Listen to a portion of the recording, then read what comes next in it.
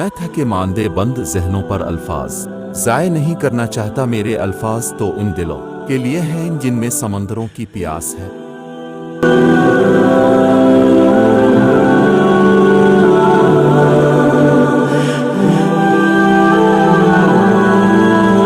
जिंदगी ऐसे जियो जैसे सब कुछ तुम्हारे हक में हो।